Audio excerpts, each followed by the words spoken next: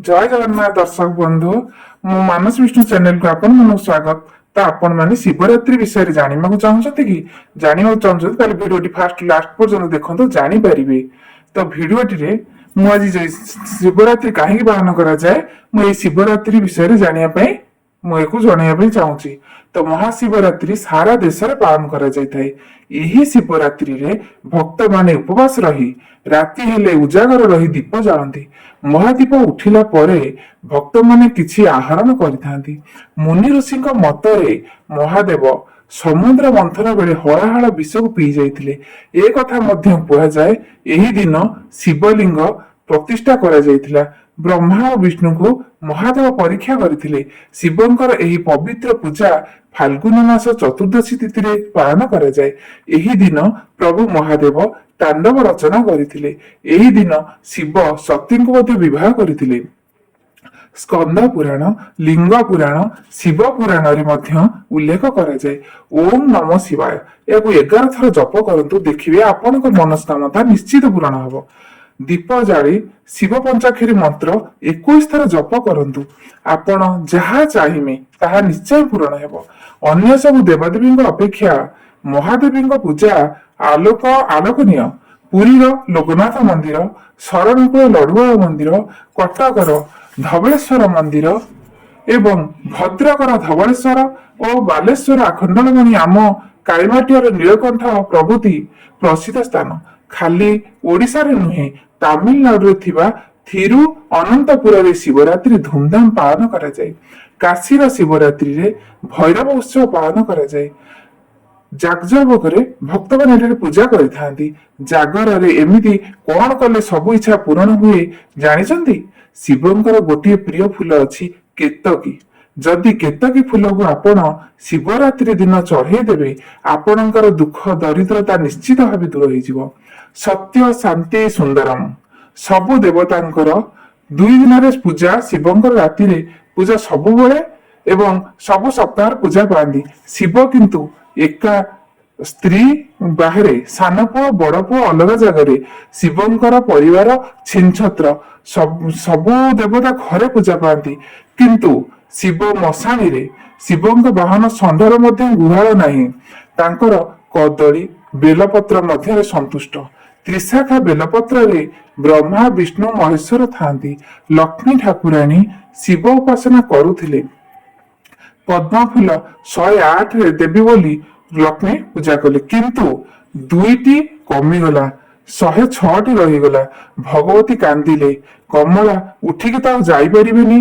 तांकर मने पड़िला तांकर स्तन जुगल 2टी पद्म परी। सेथिपई से कहिले स्तन जुगल मोर काटिगिरी जेउ जागरे पड़ीगला सेठी बेल गछ उठिला। तेणु आपण माने जानतु बेल गछर केते सुंदर महात्म्य अछि। देवदेव महादेव नीलकंठ नमस्तुते कर्तु इच्छामि अहं तव शिवरात्रि पवेतक। एई श्लोकटी मंदिर रे शिवरात्रि दिन जाई पठन कले सब मनस्कामना पूर्ण हो जाए। तो मनस्कामना पूर्ण करंतु एवं मो आपन को प्रणाम करूची मोर सब मनस्कामना पूर्ण करू एतिकी कही शिवंक बेढ़ा अर्ध परिक्रमा करंतु। दुर्गांक मंदिर रे 1 थर बुलंतु।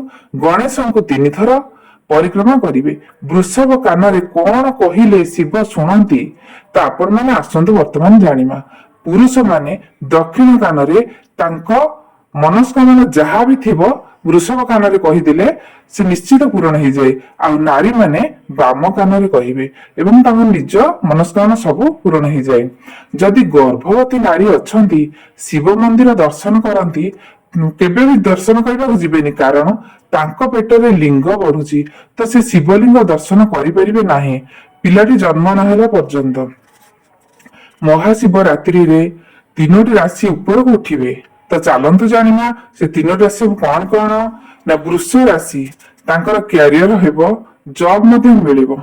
तुला राशि से शिव पार्वतीଙ୍କ आशीर्वाद पाइबे एवं जहाँ भी वर्ष तांकर मनस्कामना थिबो निश्चित पूर्ण हेबो। कर्कट राशि अविवाहित व्यक्ति माने निश्चित विवाह करिवे। जदि किछि पेटर समस्या देखा जाय थाए ऑपरेशन करबा को थाए तो ऑपरेशन करंतु निश्चित शुभ फल हेबो। कोनोसी असुविधा हेबो नाही। तो जतबे शिव मंदिर जाउचंती बा एई ଶିବରାତ୍ରି ଦିନ ଆପଣ ଗୋଟିଏ ମନ୍ତ୍ର 3 ଥର ଉଚ୍ଚାରଣ କରିବେ। ଓಂ ତ୍ରୟମ୍ବକ ଜାମୟୀ ସୁଗନ୍ଧି ପୁଷ୍ଟିବର୍ଦ୍ଧନ ଉର୍ବାରୁ କୈମ୍ବଦନାଥ ମୃତ୍ୟୁର୍ମୁଖ୍ୟ ମାମୁତାତ୍। ତା ମାନେ ଆପଣ ଜାଣିଛନ୍ତି? ଓಂ ତ୍ରୟମ୍ବକ ଜାମୟୀ, ଏ ପ୍ରଭୁ ତ୍ରିନୟନଧାରୀ, ତୁମକୁ ମୁଁ ପୂଜା କରୁଛି। ସୁଗନ୍ଧି ପୁଷ୍ଟିବର୍ଦ୍ଧନ, ମାନେ ସୁଗନ୍ଧ ଯୁକ୍ତ ପୁଷ୍ଟିକର ଖାଦ୍ୟ ଆପଣ ଦିଅନ୍ତୁ। ଉର୍ବାରୁ କମିବ ବର୍ଦ୍ଧନାଥ, କଇଁଚି କାକୁଡି ପରି ଯେମିତି ଲଟେଇ କରି ରହିଥାଏ, ସେମିତି ମୁଁ ଏ ସଂସାରରେ ବାନ୍ଧି ହୋଇ ରହିଅଛି। ମତେ ମୁକ୍ତି ଦିଅ ପ୍ରଭୁ, ମତେ ମୁକ୍ତି ଦିଅ। ମୃତ୍ୟୁର ମୁଖ୍ୟ ମା ଅମୃତାତ୍, ମାନେ ମୃତ୍ୟୁର ମୁଖ୍ୟ ଆଡକୁ ମତେ ନେଇଯାଅ। ଦୀପ ଜାଳିବା ସମୟରେ ଏହି ମନ୍ତ୍ର 3 ଥର ପାଠ କରନ୍ତୁ, ନିଶ୍ଚିତ ପୂରଣ ହେବ। ଶିବଙ୍କ କଣ୍ଠରେ ରାମ ଥିଲେ, ସେଥିପାଇଁ ଶିବ ହଳାହଳ ବିଷ ପିଇଲେ ମଧ୍ୟ ରାମ ତାକୁ ନେଇଗଲେ, ତ ବିଷ ସେଥିପାଇଁ ଶିବଙ୍କୁ ନୀଳକଣ୍ଠ କୁହାଯାଏ। କିନ୍ତୁ ବିଷ ପେଟକୁ ଗଲାନି, କାହିଁକି ନୀଳକଣ୍ଠ ମାନେ କଣ୍ଠରେ ରହିଗଲା, ତ ଆପଣ ମାନେ ଏଇଥିରୁ ଜାଣିପାରୁଥିବେ। ଯେଉଁ ଝିଅ ମାନେ ଶିବରାତ୍ରି କରନ୍ତି ସେମାନେ ଭଲ ବର ପାଆନ୍ତି। ପୁଅମାନେ ମଧ୍ୟ ଓଷା କଲେ ଭଲ ଝିଅ ପାଆନ୍ତି। ପ୍ରଥମେ ଶିବରାତ୍ରି ଦିନ ପ୍ରାତରୁ ଉଠି ଶିବ ପାର୍ବତୀଙ୍କୁ ଏକ ମୁଣ୍ଡିଆ ମାରି ଶଯ୍ୟା ତ୍ୟାଗ କରିବ। ତାପରେ ଗଙ୍ଗା ଜଳରେ, ସେଇ ଶିବରାତ୍ରି ଦିନ ଗଙ୍ଗା ଜଳରେ ସ୍ନାନ କରନ୍ତୁ। ତାପରେ ସୂର୍ଯ୍ୟଙ୍କୁ ପ୍ରଣାମ କରନ୍ତୁ ଏବଂ ବୃନ୍ଦାବତୀ ତାପରେ ପୂଜା କରନ୍ତୁ। ନୂଆ ବସ୍ତ୍ର ସେଦିନ ପରିଧାନ କରନ୍ତୁ।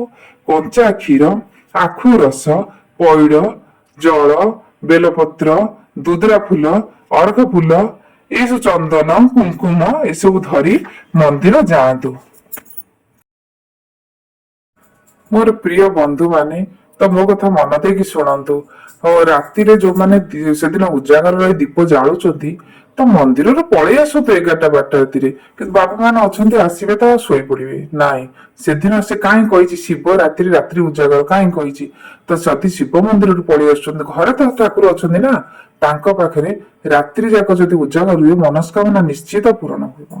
ହଁ, ଦୀପଟି ଆପଣ ମାନେ ଜାଳୁଛନ୍ତି, କିନ୍ତୁ ଦୀପଟି ଯଦି ଦୀପ ଜାଳିବା ବେଳେ ତାର ଗୋଟେ ନିହାତି ମହାତ୍ମ୍ୟ ଅଛି। କେତୋଟି ଦୀପ ଆମେ ଲଗେଇବା? 5ଟି ଦୀପ ଆମେ ଲଗେଇବା।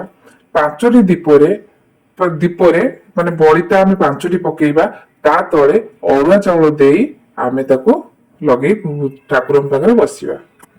ବନ୍ଧୁ ମାନେ, ଗୋଟେ ଭଲ ଅଲୌକିକ କାହାଣୀ ମୁଁ କହୁଛି ଶୁଣନ୍ତୁ। ଥରେ ବାବାଜୀ ଆସିଲେ ଶିବଙ୍କ ପାଖକୁ, 4ଟି ବେଲପତ୍ର ଓ କଦଳୀ ଥୋଇଦେଲେ। କହିଲେ, ଶିବ ମତେ କିଛି ଦିଅ। ନା କଣ ଦେବି?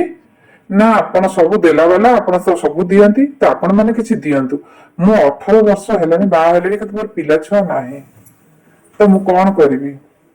ମୁଁ ସବୁ ଦେବାଦେବୀ ପାଖରୁ ଫେରି ଆସିଲିଣି, ସମସ୍ତେ କହିଲେ ଶିବ ଦେଲା ବାଲା, ସିଏ ଦେବେ। ଭଗବାନ ଶିବ ହସିଲେ, କହିଲେ ତୋ ନାଁ କଣ? ମୋ ନାଁ ହଉଛି ମୁର୍କୁଣ୍ଡ। ତୋ ରାଶି କଣ? ନା ମୋର ଅଛି ବୃଷ ରାଶି। ନା ତୋ ଗୋତ୍ର କଣ? ନା ମୋର ଏଇ ଗୋତ୍ର। କିନ୍ତୁ ଶିବ ସେଠୁ ହାତରେ ଟିକେ ଏମିତି କରିଦେଲେ ଏବଂ କହିଲେ ତୋ ହାତରେ ପିଲାପିଲି ନାହିଁ। କିନ୍ତୁ ସିଏ କିନ୍ତୁ ହସିଲେ, କହିଲେ ନା ତୁମେ ଦବ, ମୁଁ ଜାଣିଛି, ତ ଆପଣ ଦିଅନ୍ତୁ। ମୁଁ ବା ସବୁ ଦେବତାଙ୍କୁ ଦେଖେଇ ଆସିଲି, ସମସ୍ତେ କହିଲେ ହଁ ସେଇ ଶିବ ହିଁ ଦେଇପାରିବେ, ତ ଆପଣ କିଛି ଦିଅନ୍ତୁ। ମୋ ପାଖରେ ପିଲା ନଥିଲେ ବି ଆପଣ ଦବାକୁ ପଡିବ। ବେଲପତ୍ର କଦଳୀ ଥୁଆ ହେଲା, ଆପଣ ମତେ ଦିଅନ୍ତୁ। ତ ଋଷି ଫେରିଗଲେ। ଋଷି ଫେରିଯିବା ପରେ ସେ ତାପରେ ଯାଇକି ତାଙ୍କ ସ୍ତ୍ରୀଙ୍କୁ ଯେମିତି କହିଲେ, ତା ସ୍ତ୍ରୀ କହିଲେ ଆଉ ଥରେ କଦଳୀ ବେଲପତ୍ର ନେଇକି ଯାଅ। କଦଳୀ ବେଲପତ୍ର ଯେତେବେଳେ ସେ ନେଲେ, ଶିବ କହିଲେ ପୁଣି କୁଆଡେ ଆସିଲୁ? ନା ମତେ ମୋ ସ୍ତ୍ରୀ କହିଲା ଟେମ୍ପୋରାରୀ ପିଲାଟିଏ ଦିଅନ୍ତୁ। ତ ଟେମ୍ପୋରାରୀ ପିଲା ନେଇ କଣ କରିବୁ? ନା ମୁଁ ଟେମ୍ପୋରାରୀ ପିଲା ନେଲେ ମୋ ସ୍ତ୍ରୀ ପରମାନେଣ୍ଟ ତାକୁ କରିଦବ। ତ ସେ ବାଧ୍ୟ ହୋଇ ଶିବ କହିଲେ ହଉ ଯା, ବର୍ଷେ ପରେ ତୋର ପିଲାଟିଏ ହବ, ତାପରେ ତୁ ମୋ ପାଖକୁ ଆସିବୁ। ପିଲାଟିଏ, ତାଙ୍କ ଋଷି ଗଲା ପରେ ତାଙ୍କର ବର୍ଷେ ପରେ ପିଲାଟିଏ ହେଲା। ତ ପିଲା ହେଇସାରିଲା ପରେ ଆଉ ଋଷି ଭୁଲିଗଲେ। ପ୍ରଥମ ବର୍ଷ ପାଳନ କଲେ ବାର୍ଥଡେ, ଦ୍ୱିତୀୟ ବର୍ଷ ବାର୍ଥଡେ, ତୃତୀୟ ବର୍ଷ ବାର୍ଥଡେ, ଆଉ ତ ଏବେ କେହି କହୁନାହାନ୍ତି ବାର୍ଥଡେ, ସବୁ କହୁଛନ୍ତି ବାର୍ଥଡେ। ସେତେବେଳେ ସବୁ ଯାଉଥିଲେ ଶିବ ମନ୍ଦିରରେ, ବିଷ୍ଣୁ ମନ୍ଦିରରେ ଯାଇ ପୂଜା ଅର୍ଚ୍ଚନା କରୁଥିଲେ। କିନ୍ତୁ ଏବେ ବେଲୁନ ଚାରିପଟେ ଟାଙ୍ଗି ଦଉଛନ୍ତି, କେକ୍ ଥୋଇ ଦଉଛନ୍ତି, ଫୁ କରିଦଉଛନ୍ତି, ଦୀପ ଲିଭିଲା, ତ ତାପରେ ସେ ତାକୁ ଏଇଭଳି ପାଳନ କରୁଥିଲେ। ଆପଣ ମାନେ ବୁଝିପାରୁଥିବେ ଟେମ୍ପୋରାରୀ ମାନେ କଣ, ପରମାନେଣ୍ଟ ମାନେ କଣ। ଟେମ୍ପୋରାରୀ ମାନେ ତାକୁ ଶିବ 7 ବର୍ଷ ପାଇଁ ସେ ପୁଅଟିକୁ ଦେଇଥିଲେ। ତ ତାର 3 ବର୍ଷ ଗଲା, ତାଙ୍କର ମନେ ପଡିଲାନି। ତାପରେ 4 ବର୍ଷ ଯେତେବେଳେ ମନେ ପଡିଲା, ସେ ସବୁ ଦେବାଦେବୀଙ୍କୁ ଯାଇ କହିଲେ। ତାପରେ ବ୍ରହ୍ମା, ବିଷ୍ଣୁ ସମସ୍ତେ ଆସିଥିଲେ। ତାପରେ ଇଏ ପୁଅଟି ଯାଇ ବ୍ରହ୍ମାଙ୍କୁ ମୁଣ୍ଡିଆ ମାରିଲା, ବ୍ରହ୍ମାଣୀକି ମଧ୍ୟ ମୁଣ୍ଡିଆ ମାରିଲା। ତ ବ୍ରହ୍ମାଙ୍କୁ ତାଙ୍କ ସେ ମୁକୁଣ୍ଡ ଋଷି କହିଲେ ତାଙ୍କୁ ଟିକେ କିଛି ଆଶୀର୍ବାଦ କର ମୋ ପୁଅକୁ। ନା କଣ ଆଶୀର୍ବାଦ କର, ନା ଆୟୁଷ ଆଡୁ ଟିକେ ଆଶୀର୍ବାଦ କରନ୍ତୁ। ତ ଆୟୁଷ ଆଡୁ ଯେତେବେଳେ ଆଶୀର୍ବାଦ କରିଲେ, କହିଲେ ଦୀର୍ଘାୟୁ ହବ। ସେତେବେଳେ ଇଏ ସେଠୁ ଋଷି କହିଲା ନାଚିଲେ। ବ୍ରହ୍ମା ଯେତେବେଳେ ମୁକୁଣ୍ଡ ଋଷି ନାଚିଲେ, ସେତେବେଳେ ବ୍ରହ୍ମା ପଚାରିଲେ କଣ ପାଇଁ ନାଚିଲ, ନା ମୋ ପୁଅ ତ ଟେମ୍ପୋରାରୀ ହେଇଥିଲା, ପରମାନେଣ୍ଟ ହେଇଗଲା। ତ ଆପଣ ତ ତାଙ୍କ ମୁଣ୍ଡରେ ତା ମୁଣ୍ଡରେ ଆଶୀର୍ବାଦ ଥୋଇଦେଲେ, ତ ସିଏ ବର୍ତ୍ତମାନ ଦୀର୍ଘାୟୁ ହେଇଗଲା। ତ ମୋର ଆଉ କିଛି ଟେନସନ ନାହିଁ। ତ ଯଦି ଭିଡିଓଟି ଭଲ ଲାଗିଥାଏ ଆପଣ ନିଶ୍ଚୟ ସବସ୍କ୍ରାଇବ କରିବେ।